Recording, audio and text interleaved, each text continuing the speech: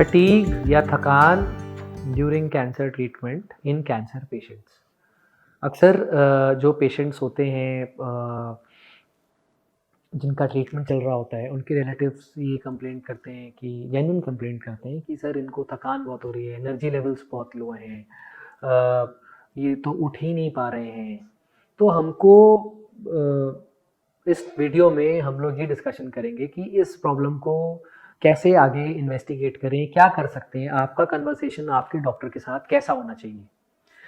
सोचने की बात यह है कि फटीग या थकान कहने को एक वर्ड है जो बहुत ब्रॉड है, बट इसके कारण कई सारे हैं। एक कारण पे हम पिन पॉइंट नहीं कर सकते कि ये कारण से फटीग है, बट हम लोग जानने की कोशिश करते हैं कि कैंसर पेशेंट्स में फटीग, जिसका दूसरा कारण थकान या लो एनर्जी लेवल्स हैं, ये क्यों होते हैं। तो सबसे पहले तो disease in itself can be a cause of fatigue, यानी कि बीमारी, स्पेशली एडवांस स्टेज की बीमारी, स्टेज 4 की बीमारी in itself causes fatigue.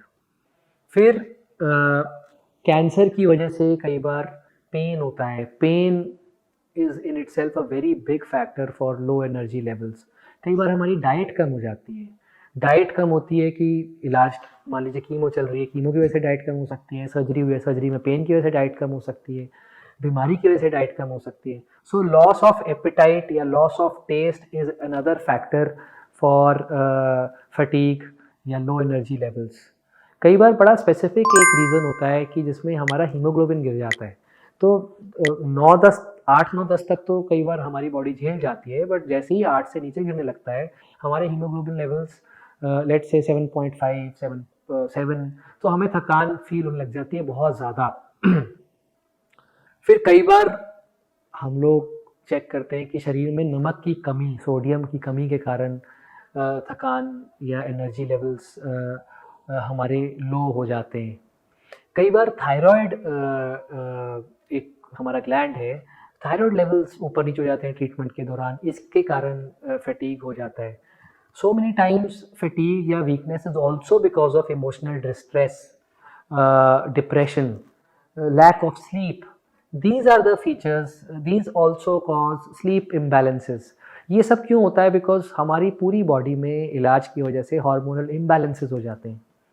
So whenever we are thinking कि हमारे रिलेटिव जो कि ट्रीटमेंट करा रहे हैं, मान लीजिए उनको फटीग हो रहा है, तो डॉक्टर से जब कन्वर्सेशन होता है तो डॉक्टर्स इन्हीं पॉइंट्स को रूल आउट करने की कोशिश करते हैं। सबसे पहले वो एक basic CBC KFT LFT run करते हैं। LFT मतलब लिवर फंक्शन टेस्ट, KFT मतलब किडनी फंक्शन, उसमें सोडियम कितना है, पोटेशियम कितना है, हीमोग्लोबिन का क्या लेवल्स हैं, प्लेटलेट्स के क्या लेवल्स हैं। अगर इसमें कोई प्रॉब्लम होती है तो इसको हम करेक्ट करने की कोशिश करते हैं। फिर हम लोग जो नेक्स्ट सेट ऑफ इन्वेस्टिगेशंस कराते हैं वो थायराइड लेवल्स या विटामिन डी लेवल्स होते हैं, कई बार इन या कॉर्टिसोल लेवल्स एक हार्मोन लेवल होता है, इनके टेस्ट कराते हैं। इससे हम लोगों को कुछ आइडिया लगता है कि क्या कर सकते हैं या क्या नहीं कर सकते। फिर next we also try to rule out infections, we try to get psychiatric help for emotional disturbances.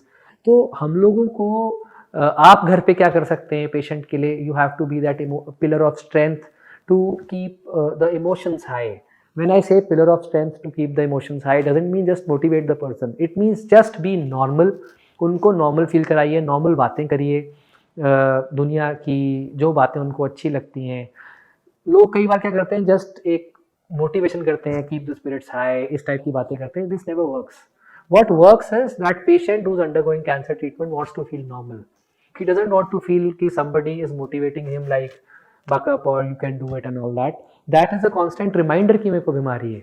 While if you make him feel normal कि भाई हम ठीक हैं, हम सब लाइफ ठीक चल रही है, आप you are as good as us, तो मोटिवेशन लेवल्स आर हाईएस्ट। ये साइंटिफिकली प्रूवन चीज़ है। स्लीप हाइजीन इंश्योर करिए कि पेशेंट को स्लीप अच्छे से आ रही है। ये कुछ पॉइंट्स हैं जो कि आप अपने डॉक्टर से डिस्कस कर सकते हैं। ऑफ कोर्स थकान मिटाने की जब ये सारे पैरामीटर्स नॉर्मल होते हैं, कुछ दवाइयाँ भी आती हैं, दे आर देयर, बट वो लास्ट रिजॉर्ट है।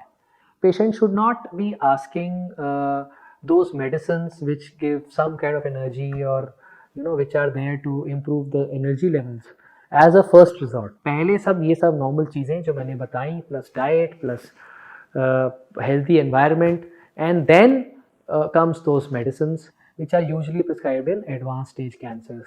बिलीव मी, जब आपका कैंसर ट्रीटमेंट पूरा हो जाता है, जब कैंसर ठीक हो जाता है, तो अपने आप ये थकान और ये सारे फैक्टर्स धीरे धीरे ठीक हो जाते हैं. ये वीडियो बनाने का पर्पस ये था कि पेशेंट के रिलेटिव्स सिर्फ एक चीज़ को एट्रीब्यूट करते हैं कई बार थकान को, which is lack of appetite. वो कहते हैं सर हम इतना खाना खिलाते हैं फिर भी ये तो थकान तो बहुत ज़्यादा है या कमज़ोरी बहुत ज़्यादा है. तो प्लीज़ अंडरस्टैंड करिए, खाने की ज़बरदस्ती फोर्स फीड करने से ये चीज़ नहीं ठीक होने वाली. इसके पीछे कई कारण हैं, हमें साइंटिफिकली एक एक पॉइंट को एलिमिनेट करके आगे बढ़ना है. Thank you. If you still have any questions, we would be more than happy to answer your queries. Please write down whatever you feel in the comments below. Thank you.